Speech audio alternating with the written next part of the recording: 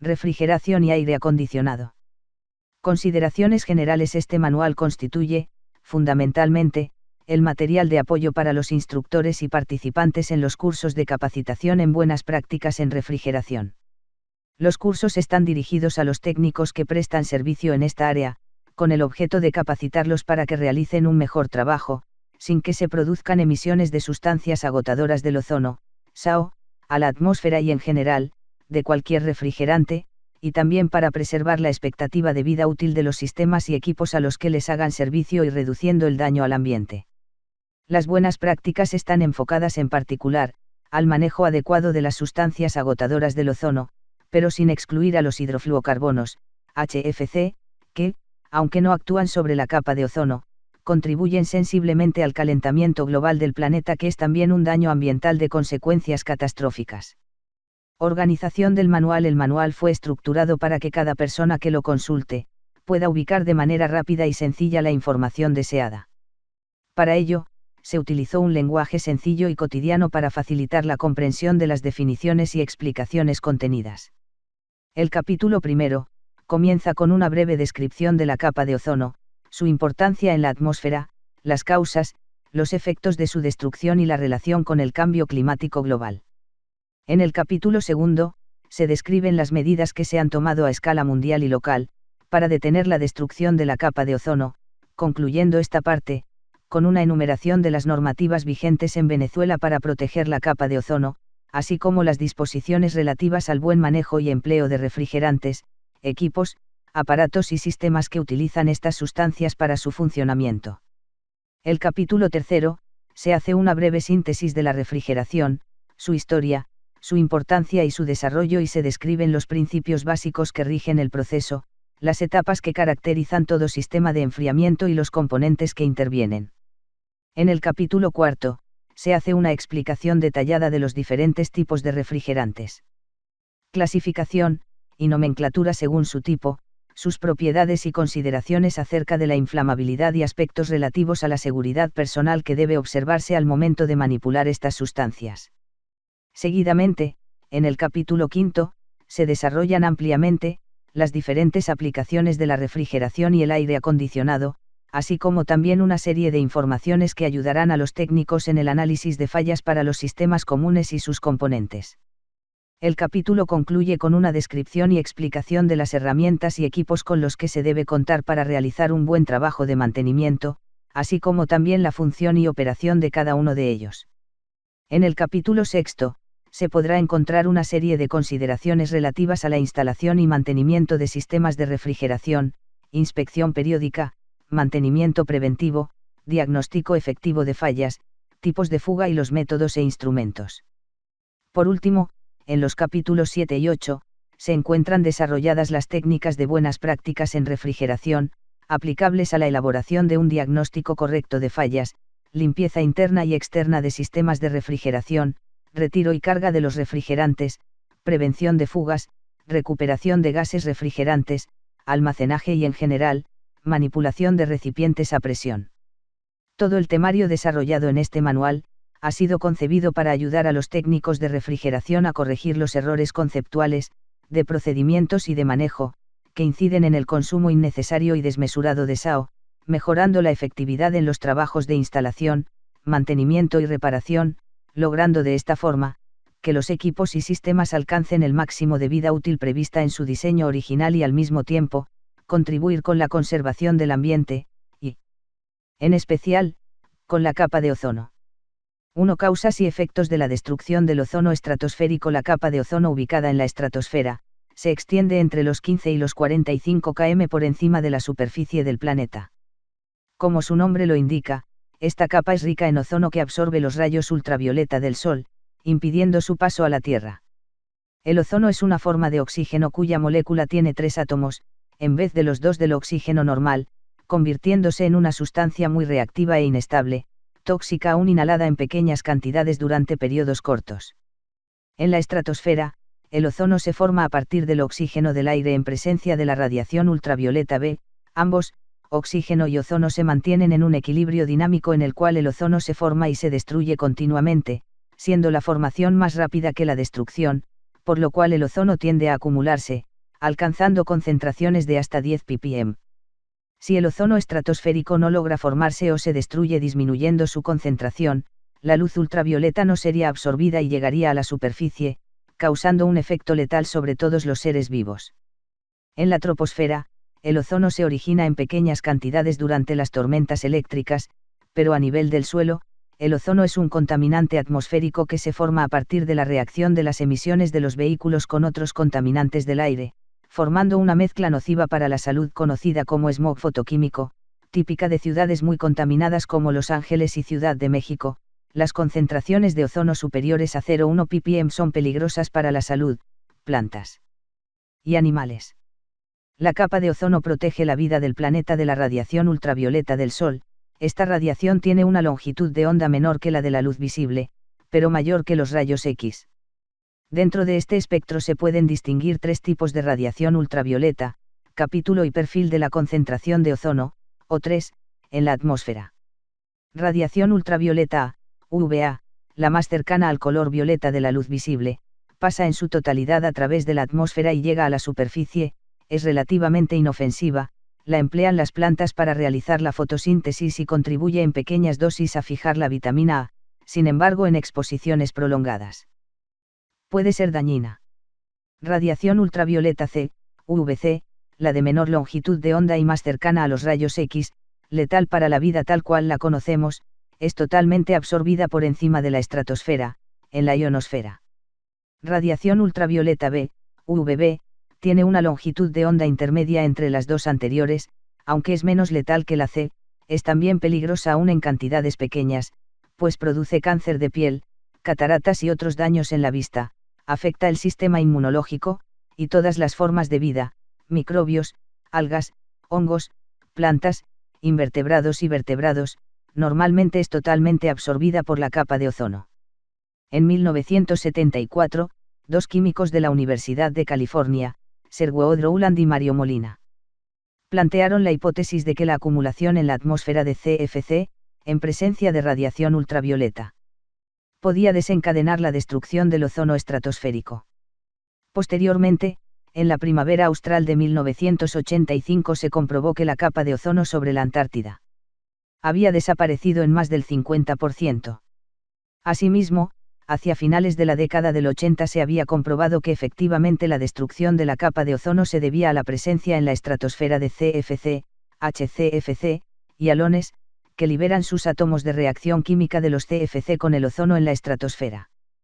Cloro y bromo por efecto de la radiación ultravioleta B, estos átomos reaccionan con el ozono y lo destruyen, comprobándose totalmente la hipótesis de Molina y Rowland, que les hizo merecedores del Premio Nobel de Química en 1995. Este efecto devastador sobre la capa de ozono es causado por los CFC, tales como R11, R12 y R502, que contiene CFC 115, por los halones extintores de incendio y en menor grado por los HCFC como el R22 y el R123. Todos estos productos, al ser liberados a la atmósfera, dado que son muy estables y permanecen intactas decenas de años, pueden ser transportados por las corrientes de aire, desde el hemisferio norte hasta el polo sur y desde la superficie hasta la estratosfera, donde son vulnerables a la luz ultravioleta, descomponiéndose y liberando cloro, el cual inicia el ciclo de destrucción del ozono. Cada átomo de cloro que se libera puede destruir hasta 10.000 moléculas de ozono. Este ciclo destructivo se presenta al comienzo de la primavera, una vez finalizada la fase de oscuridad invernal, pero es justamente durante el periodo invernal que los vientos y las bajas temperaturas favorecen la acumulación de compuestos intermedios de cloro y bromo, hasta la llegada del sol en la primavera, cuando comienza la destrucción de ozono. Se estima que, si se cumple cabalmente el calendario de eliminación de los CFC establecido en el Protocolo de Montreal y sus enmiendas, la capa de ozono estará restableciéndose a partir del 2040. Pero las trazas de CFC permanecerán en la atmósfera muchísimos años más. Es por lo tanto vital que reduzcamos al mínimo y sin demora, las emisiones de sustancias agotadoras del ozono.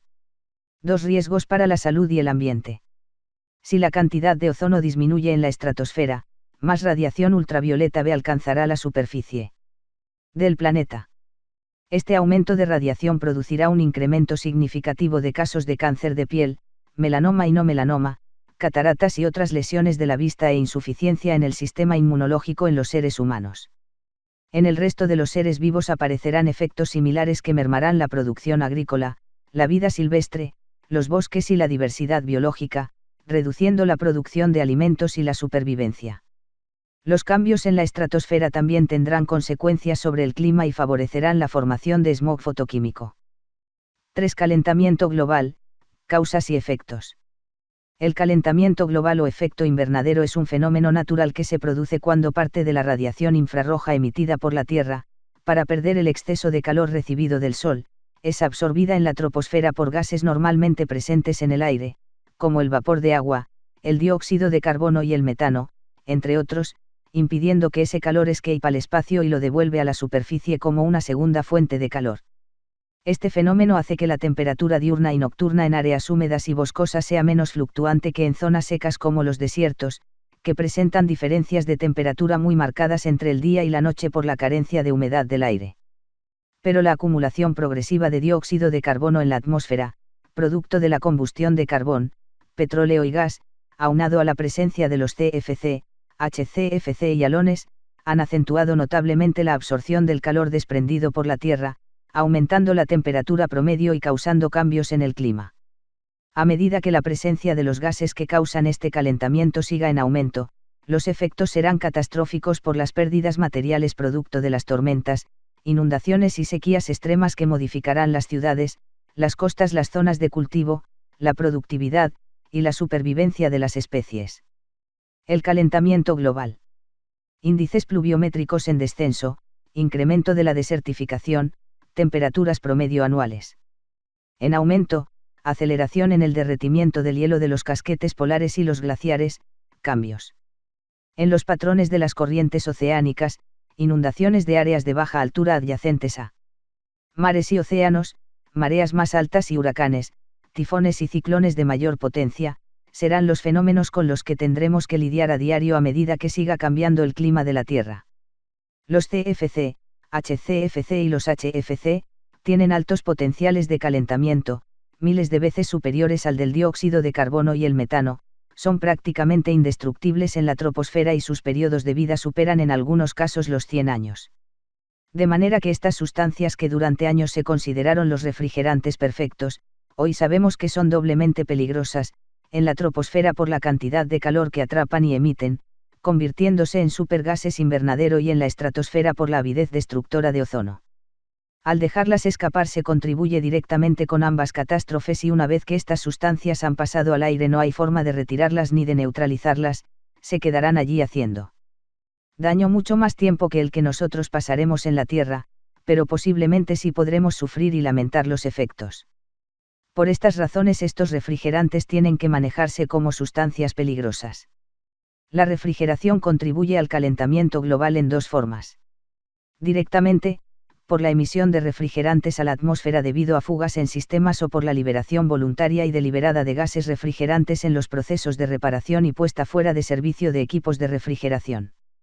Indirectamente, por la cantidad de energía eléctrica consumida, la cual produce emisiones de dióxido de carbono cuando la energía es producida en plantas térmicas, que utilizan combustibles de origen fósil para su operación.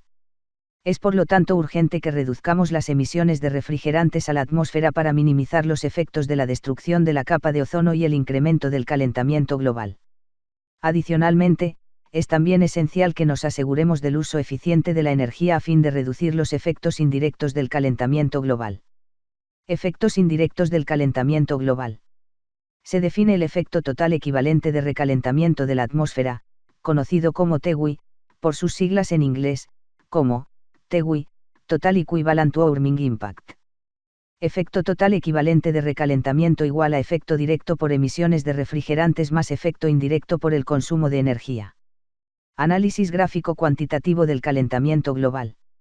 Si bien se ha enfocado este trabajo en la eliminación de los gases refrigerantes que agotan la capa de ozono, SAO, por cuanto este es el alcance del programa, no podemos ignorar que con posterioridad se ha puesto en evidencia la acción de sustancias empleadas en refrigeración que, aun cuando no actúan en el balance de ozono estratosférico, tienen roles destacados en su contribución al efecto invernadero. Es por ello que se incluyen menciones a dichos efectos, que hoy en día no pueden pasarse por alto. Los escenarios posibles en refrigeración en el siglo XXI son mucho más complejos de lo que fueron hasta el Convenio de Viena y en la actualidad, por las discusiones sobre calentamiento global que se llevan a cabo. A la luz de los postulados del Protocolo de Kioto, se complican aún más pues cuestionan soluciones, que si bien óptimas para el problema del agotamiento del ozono no son apropiadas desde el punto de vista del calentamiento global. Convenios internacionales. Convenio de Viena para la protección de la capa de ozono, Gaceta Oficial número 34818 del 19 de julio de 1988. Protocolo de Montreal relativo a las sustancias agotadoras de la capa de ozono, Gaceta Oficial número 34134 del 11 de enero de 1989. Enmienda de Londres al Protocolo de Montreal, Gaceta Oficial número 4580 extraordinario, del 21 de mayo de 1993. Enmienda de Copenhague al Protocolo de Montreal, Gaceta Oficial número 5180 extraordinario, del 4 de noviembre de 1997. Enmienda de Montreal al Protocolo de Montreal, Gaceta Oficial número 37217, del 12 de junio de 2001. Enmienda de Beijing, no ratificada aún por Venezuela. Convenio de Cambios Climáticos Globales, Gaceta Oficial número 4825 extraordinario del 27 de diciembre de 1994. Protocolo de Kioto, Gaceta Oficial número 38081 de fecha 7 de diciembre de 2004. El Convenio de Viena, acordado en 1985 para la protección de la capa de ozono, establece el compromiso de realizar las investigaciones científicas con el objetivo de mejorar el conocimiento de los procesos atmosféricos y desarrollar posteriores protocolos para controlar las sustancias agotadoras de la capa de ozono. Actualmente 190 países han ratificado el Convenio de Viena. Protocolo de Montreal relativo a las sustancias que agotan la capa de ozono fue acordado en septiembre de 1987. El protocolo identificó las principales sustancias que agotan el ozono: CFC-11, CFC-12, CFC-113, CFC-114, CFC-115 y 3 halones, y estableció los primeros límites para reducir la producción y el consumo de dichas sustancias. Uno de los aspectos resaltantes de este acuerdo es que establece una moratoria para los países en desarrollo, en relación con el cumplimiento del calendario de reducción de las sustancias y la obligación de todos los países de informar anualmente las cantidades producidas, importadas y exportadas de cada sustancia, para verificar progresivamente el cumplimiento de las medidas. Actualmente ha sido ratificado por 189 países. El avance científico y tecnológico condujo a las partes a realizar la primera enmienda del Protocolo de Montreal en 1990. Esta es la enmienda de Londres, en la cual se modifica el calendario de reducción y se acuerda que el consumo y la producción de las 8 sustancias deben ser eliminados entre 1994 y 1996, pero se continúa la moratoria de 10 años para los países en desarrollo y se crea el Fondo Multilateral para la aplicación del Protocolo de Montreal en los países en desarrollo, de manera que puedan ir adoptando las nuevas tecnologías y eliminando el consumo de las sustancias a medida que estén disponibles en el mercado. En 1992, se acuerda la enmienda de Copenhague, que extienda la lista de las sustancias controladas y perfecciona el calendario de eliminación tanto para países desarrollados como para países en desarrollo. Este calendario con algunos ajustes está vigente aún. En 1997, con motivo de los 10 años del Protocolo de Montreal se acuerda la enmienda de Montreal, que establece la obligación de contar con un sistema de licencias o similar, que permita controlar las exportaciones e importaciones de las sustancias, con el propósito de combatir el tráfico ilícito de las mismas. En 1999, se acuerda la enmienda de Beijing, que perfecciona el calendario de eliminación de los HCFC y del bromuro de metilo. En el siguiente cuadro aparece un resumen de las sustancias sujetas al Protocolo de Montreal y sus enmiendas, con los calendarios de eliminación respectivos. Nota aclaratoria: se consideran países que operan al amparo del artículo 5 los países en desarrollo que consumen anualmente menos de 0,3 kg per cápita de SAO controladas enumeradas en el anexo A, es decir CFC-11, CFC-12, CFC-113, CFC-114, CFC-115 y los halones. El calendario de eliminación de los CFC en los países en desarrollo pasa por reducciones sucesivas de 50% en el 2005, 85% en el 2007 hasta llegar a la meta de consumo cero en los años señalados. Si este calendario se cumple a cabalidad, las investigaciones científicas y los modelos matemáticos indican que la capa de ozono habrá recuperado los niveles de 1980 en el 2040, pero si al contrario los países hacen caso omiso de los compromisos adquiridos, la capa de ozono puede tardar más de un siglo en recuperarse y el calentamiento global por efecto de estas sustancias se habrá magnificado, produciendo cambios inimaginables de consecuencias devastadoras en todos los continentes. El 11 de diciembre de 1992 se acordó el Convenio para combatir el cambio climático global y luego en 1997 se acuerda el Protocolo de Kioto que fija un calendario para reducir progresivamente las emisiones de gases de efecto invernadero, estableciendo obligaciones diferentes para países desarrollados y en desarrollo. Es importante señalar que en el Protocolo de Kioto figuran no solo los CFC y HCFC sino también los sustitutos HFC, de ahí la importancia de incluir el manejo de estas sustancias en el curso de capacitación de las buenas prácticas para combatir la destrucción de la capa de ozono y el calentamiento global. 2. Legislación nacional. Constitución de la República Bolivariana de Venezuela de 1999. Convenios internacionales sobre la capa de ozono y cambio climático ratificados por Venezuela, mediante leyes aprobatorias que se mencionan en el párrafo anterior. Ley Penal del Ambiente, Gaceta Oficial número 4358 extraordinario, del 3 de enero de 1992. Decreto número 989, del Arancel de Aduanas, Gaceta Oficial número 5039 extraordinario, del 6 de febrero de 1996. Ley Orgánica de Aduanas, Gaceta Oficial número 5353 extraordinario, del 17 de junio de 1999. Ley sobre Sustancias, Materiales y Desechos Peligrosos, Gaceta Oficial número 5554 extraordinario, del 13 de noviembre de 2001. Decreto número 3228, relativo a las normas para regular y controlar el consumo, la producción, importación, exportación y el uso de las sustancias agotadoras de la capa de ozono, Gaceta Oficial número 5735 extraordinario, del 11 de noviembre de 2004. Constitución de la República Bolivariana de Venezuela, artículo 127. Es una obligación fundamental del Estado, con la activa participación de la sociedad, garantizar que la población se desenvuelva en un ambiente libre de contaminación, en donde el aire, el agua, los suelos, las costas, el clima, la capa de ozono, las especies vivas, sean especialmente protegidos de conformidad con la ley.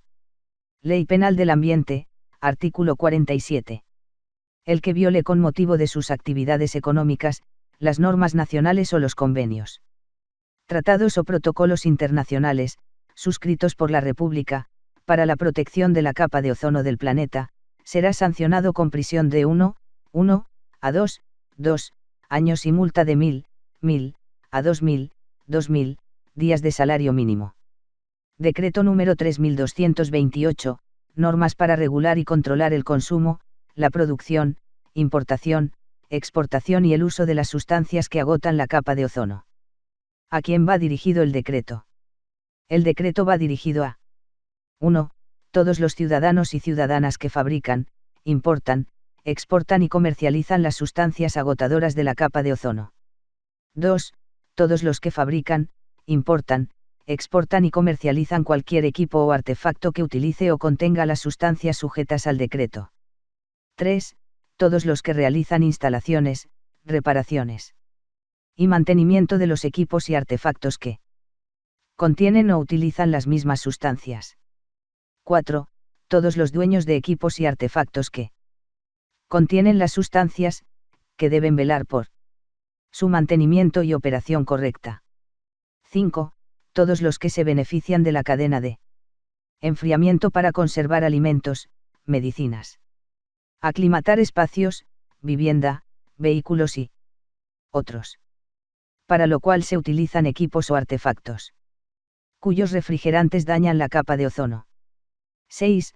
todos los ciudadanos y ciudadanas que residen en Venezuela sujetos a la Constitución y las leyes de la República y que son susceptibles a los daños como consecuencia de la destrucción de la capa de ozono y del calentamiento global. ¿Cómo podemos cumplir con las normas del decreto? El primer paso es conocer su contenido, teniendo como escenario el daño ambiental que se quiere detener, la disponibilidad de sustitutos, avances tecnológicos, el programa de entrenamiento de buenas prácticas, el uso racional de las sustancias, y el convencimiento que si todos nos esforzamos y nos comprometemos en esta cruzada, la capa de ozono puede salvarse. ¿Qué establece el decreto? El decreto establece que hay una serie de sustancias que destruyen, en mayor o menor grado, la capa de ozono y que su uso debe ser eliminado progresivamente, según el calendario establecido en función del daño causado y de los avances tecnológicos que permiten agilizar el cambio, empleando sustitutos más favorables al ambiente. No obstante, como existen una serie de equipos o aparatos de vieja tecnología que dependen todavía de las sustancias controladas, el decreto prevé una serie de normas y procedimientos para permitir su uso controlado, minimizando el daño ambiental y monitoreando las empresas que por razones de trabajo deben manejar estas sustancias. ¿Cuáles son las sustancias sujetas al decreto? Las sustancias agotadoras de la capa de ozono aparecen en las listas A, B, C, D y E del artículo 3 del decreto 3228. ¿Qué prohíbe este decreto? 1. Prohíbe la importación de 18 sustancias que agotan la capa de ozono, CFC 11, CFC 12, Alon 1211, Alon 1301, Alon 2402, otros 10 CFC del grupo I de la lista B, el bromoclorometano, el bromuro de metilo y las mezclas comerciales con estas sustancias, R500, R501, R502, R503, R505, oxifume 12 y bromuro de metilo con cloropicrina, entre otras. 2. El decreto también prohíbe la fabricación e importación de equipos, artefactos, aparatos o máquinas que empleen o contengan SAO, así como también las emisiones de SAO con motivo de reparaciones, limpieza y mantenimiento de equipos de refrigeración. Los equipos que utilizan sustancias agotadoras de la capa de ozono abarcan una amplia variedad, resumida en las siguientes categorías. Equipos, aparatos o máquinas y bombas de calor reversibles para acondicionamiento de aire, bien sea para edificaciones o para vehículos. Refrigeradores, congeladores, máquinas y aparatos para producir frío, bombas de calor, refrigeradores y congeladores combinados, enfriadores de agua y de botellas, mostradores y vitrinas refrigeradas, grupos frigoríficos, máquinas de hacer hielo, liofilizadores o criodesecadores, deshumectadores, aparatos de licuar gases, entre otros. Vehículos terrestres o acuáticos de carga o de pasajeros que tengan compartimientos con aire acondicionado o refrigerados. Todos estos equipos y aparatos se fabrican en la actualidad con sustitutos, sin embargo, hay aparatos, equipos y máquinas fabricados años atrás, que funcionan con CFC. En el decreto 3228 se prohíbe la importación de estos artefactos usados que contengan o estén diseñados para usar CFC. 3. Queda prohibido el envasado de SAO en cilindros a presión que por su diseño, válvulas y características de fabricación, no pueden ser recargados, por lo tanto son envases desechables. Estos cilindros no pueden emplearse para importar, vender ni trasvasar CFC, HCFC ni sus mezclas. ¿Qué otras disposiciones contiene el decreto? Las empresas distribuidoras y vendedoras, así como las empresas del sector servicio que instalan, reparan o hacen mantenimiento de sistemas y equipos de refrigeración y aire acondicionado, que emplean las sustancias controladas, tienen que utilizar cilindros recargables, deben disponer de equipos de recuperación y detección de fugas, para evitar las emisiones a la atmósfera y contar con un personal entrenado en el manejo de estos equipos. Estas disposiciones deben cumplirse para la inscripción obligatoria, a partir de los 6 meses de la fecha de publicación de este decreto, en el Registro de Actividades Susceptibles de Degradar el Ambiente, RASDA, a cargo del Ministerio del Ambiente y los Recursos Naturales, MARN. Adicionalmente se mantiene el registro de productores, exportadores e importadores de SAO, complementando las condiciones para continuar en el mismo. Y la obligación de solicitar el permiso semestral para producir, importar y exportar las sustancias, previo cumplimiento de las condiciones para dicha solicitud. Las empresas que importen sustancias prohibidas bajo otra denominación o mediante cualquier otro procedimiento fraudulento serán sancionadas por contrabando, de conformidad con la Ley Orgánica de Aduanas. Igualmente estarán cometiendo un ilícito aduanero quienes no presenten el permiso del Ministerio del Ambiente o incumplan con las normas de envasado. Quienes adquieran mercancías ingresadas mediante procedimientos ilícitos, también serán sancionados tras el decomiso de la mercancía. Las infracciones al decreto o su incumplimiento serán sancionadas de conformidad con lo establecido en las normas ambientales y de aduanas. Consideraciones generales. La refrigeración es una técnica que se ha desarrollado con el transcurso del tiempo y el avance de la civilización, al igual que la mayoría de las ciencias y técnicas, ha sido el resultado de las necesidades que la misma sociedad va creando a medida que avanza los inventos en diferentes campos. La refrigeración contribuye a elevar el nivel de vida de los pueblos de todos los países. Los avances logrados en refrigeración en los últimos años son el resultado del trabajo conjunto de técnicos, artesanos, ingenieros, hombres de ciencia y otros que han unido sus habilidades y conocimientos. La base sobre la que se fabrican nuevas sustancias y materiales la suministra la ciencia. Estos conocimientos son aplicados al campo de la refrigeración por aquellos que diseñan, fabrican, instalan y mantienen equipos de refrigeración.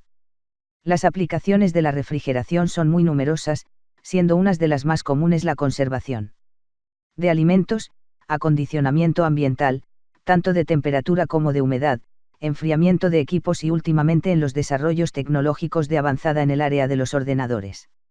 Breve reseña histórica. La historia de la refrigeración es tan antigua como la civilización misma. Se pueden distinguir dos periodos. 1. Refrigeración natural. Relacionada totalmente con el uso del hielo. 2. Refrigeración artificial. Mediante el uso de máquinas. Los periodos más sobresalientes de la evolución de la refrigeración son: refrigeración natural. Hacia el año 1000 AC, los chinos aprendieron que el uso del hielo mejoraba el sabor de las bebidas. Cortaron hielo en invierno y lo empacaban con paja y aserrín y lo vendían durante el verano. Por la misma época, los egipcios utilizaron recipientes porosos colocándolos sobre los techos para enfriar el agua, valiéndose del proceso de enfriamiento que generaba la brisa nocturna.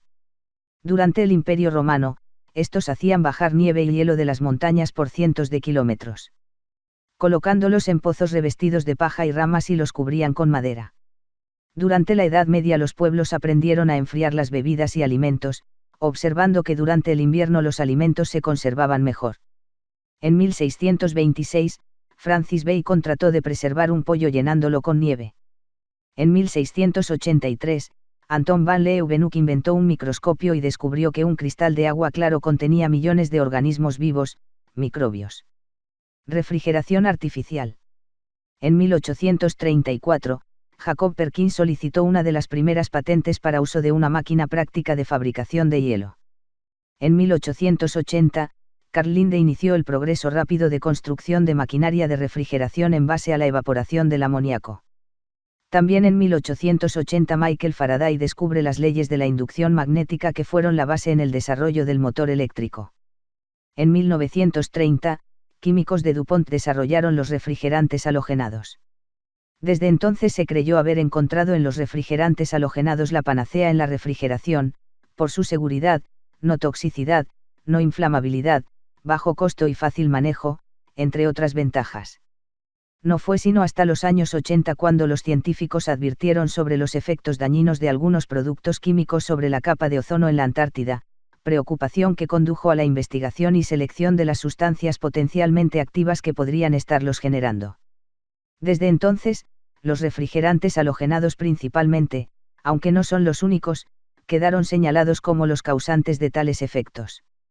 Actualmente se investiga un sinnúmero de procesos de refrigeración tanto en el campo mecánico como en el eléctrico, magnético y otros, según las aplicaciones y exigencias de temperaturas a procesar. 3. Refrigeración mecánica. Definimos la refrigeración mecánica como aquella que incluye componentes fabricados por el hombre y que forman parte de un sistema, o bien cerrado, cíclico, o abierto, los cuales operan en arreglo a ciertas leyes físicas que gobiernan el proceso de refrigeración. Así, disponemos de sistemas cerrados de refrigeración mediante el uso de refrigerantes halogenados. Como los CFC, HCFC, HFC y otros, sistemas de absorción de amoníaco, de bromuro de litio, entre los más usuales, máquinas de aire en sistemas abiertos o cerrados, muy ineficientes, equipos de enfriamiento de baja capacidad, hasta un Hot Under y Refrigerator, que usan el efecto Peltier o efecto termoeléctrico, otros sistemas refrigerantes a base de propano o butano, y para refrigeración de muy baja temperatura se utiliza CO. La criogenia en sí constituye un área altamente especializada de la refrigeración para lograr temperaturas muy bajas hasta cerca del cero absoluto, 273 C, cuando se trata de licuar gases como helio, hidrógeno, oxígeno, o en procesos de alta tecnología y energía atómica. La refrigeración mecánica se usa actualmente en acondicionamiento de aire para el confort, así como congelación, almacenamiento, proceso, transporte y exhibición de productos perecederos.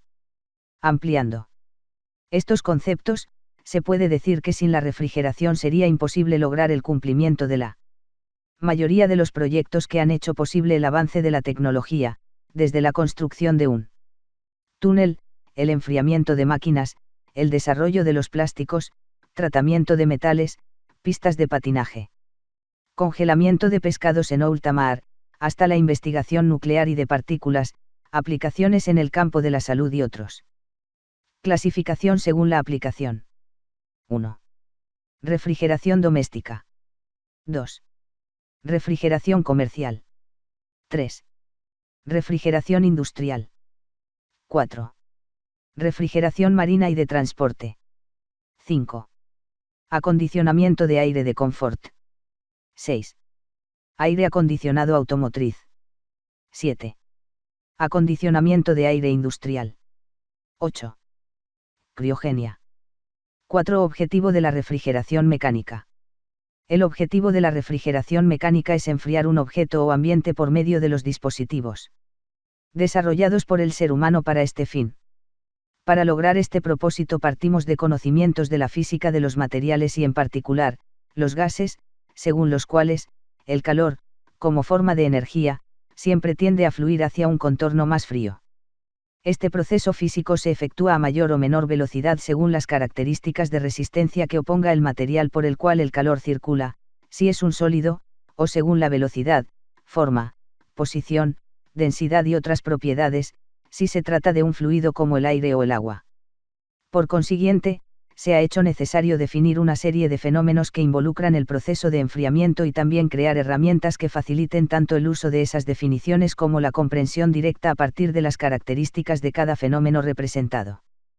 Tal es el caso de los diagramas, gráficos y ecuaciones, por citar algunos. 5 definiciones. Debemos saber que la técnica de la refrigeración está íntimamente ligada con la termodinámica, es decir, relacionada con la transferencia de calor. Con el fin de entender bien la acción de los refrigerantes dentro de un sistema es necesario conocer las leyes que gobiernan el proceso. Temperatura. La temperatura de un cuerpo es su estado relativo de calor o frío.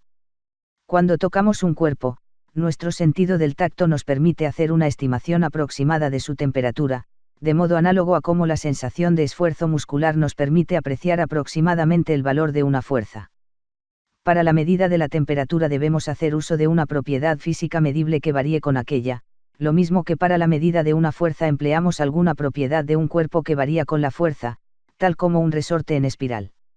El instrumento utilizado para la medición de temperatura se denomina termómetro, en el cual se emplean diversas propiedades de materiales que varían con la temperatura, tales como la longitud de una barra, el volumen de un líquido, la resistencia eléctrica de un alambre o el color del filamento de una lámpara, entre otros.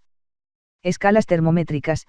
Se ha definido 2 escalas de temperatura, una en el Sistema Internacional, SI, cuya unidad es el grado centígrado, C, y la otra en el Sistema Inglés, en el cual la unidad es el grado Fahrenheit, F. Ambas se basan en la selección de 2 temperaturas de referencia, llamados puntos fijos, el punto de fusión del hielo, mezcla de agua saturada de aire y hielo, y el punto de ebullición del agua, ambos a la presión de una atmósfera. En la escala del SI, centígrada, el punto de fusión del hielo corresponde al 0 de la escala y el punto de ebullición del agua a la división 100. En la escala del sistema inglés, Fahrenheit, estos puntos característicos corresponden a las divisiones 32 y 212 respectivamente. 4. Aire acondicionado. El acondicionamiento de aire puede catalogarse en dos grandes divisiones. Aire acondicionado centralizado. Las instalaciones de aire acondicionado centralizado se rigen por las especificaciones ya descritas para refrigeración comercial e industrial. Uno de los requisitos particulares para este tipo de instalaciones es el nivel de ruido y las precauciones relacionadas con la ubicación de estos equipos en zonas densamente pobladas, particularmente en lo referente a la toxicidad e inflamabilidad de las sustancias empleadas. Equipos de aire acondicionado unitarios. Estos equipos están diseñados para controlar las condiciones de temperatura y humedad en ambientes individuales. Pueden clasificarse en unidades de ventana, unidades de condensador y evaporador separados split, unidades compactas, aire acondicionado de ventana. Los equipos de aire acondicionado de ventana son fabricados según el concepto de facilitar su montaje y mantenimiento. Pueden ser montados en la ventana de una habitación, o en una apertura hecha con ese propósito en una pared. Solo requieren de una estructura ligera de apoyo o soporte y un tomacorriente con la tensión, frecuencia y capacidad de corriente requerida por el aparato. El equipo se desliza dentro de una caja metálica que le sirve de protección contra las inclemencias del clima y puede extraerse totalmente para su mantenimiento. En la misma base extraíble se montan todos los componentes del sistema de refrigeración y sus controles, separando los componentes del lado de alta presión de los del lado de baja por un panel que provee aislamiento térmico y sonoro. Debido a su instalación en el ambiente donde se encuentra el usuario, es muy importante mantener al mínimo el nivel de ruido y ello debe tenerse en cuenta durante su instalación, para evitar resonancias que amplifiquen la vibración propia del equipo, el cual debe haber sido construido de manera de minimizar estos fenómenos. En la parte exterior de este panel se ubican el compresor. La tendencia actual es utilizar compresores rotativos, condensador, filtro secador, capilar o válvula de expansión automática, AEV, y motor eléctrico con sus componentes de control. El motor eléctrico dispone de doble salida de eje, una en cada extremo, destinadas a mover el aspa de ventilación del condensador y compresor en su extremo externo y la turbina de movimiento del aire a través del evaporador en el extremo opuesto, que pasa al interior a través de un orificio en el panel de separación. En el frente del aparato se ubica el serpentín del evaporador, a través del cual es aspirado el aire ambiental de la habitación. El aire aspirado por la turbina es expulsado a través de unas aperturas dispuestas encima del evaporador para ser devuelto a la habitación. Estas aperturas tienen deflectors cuya función es dirigir el flujo de aire saliente en la dirección que el usuario desee. Mediante un control se puede abrir o cerrar una toma de aire exterior que permite renovar el aire de la habitación en caso de que éste se encuentre viciado. Cuando este control se encuentra en la posición abierta, el equipo reduce su capacidad de enfriamiento pues está admitiendo una cierta cantidad de aire del exterior, que se encuentra a una temperatura superior. El aire que pasa a través del evaporador condensa humedad del aire, la cual gotea hasta una bandeja recolectora que descarga a través de un orificio dispuesto a tal fin en el borde exterior de la base. Frente al evaporador se coloca un filtro de partículas sólidas con el fin de purificar el aire, el cual debe ser limpiado con cierta frecuencia pues la turbina del evaporador es de gran caudal, capaz de renovar el aire de la habitación que se está enfriando varias veces por hora. Este alto caudal también evita que el evaporador se congele. Cuando el filtro de polvo se obstruye, se puede observar como una consecuencia que el evaporador comienza a congelarse.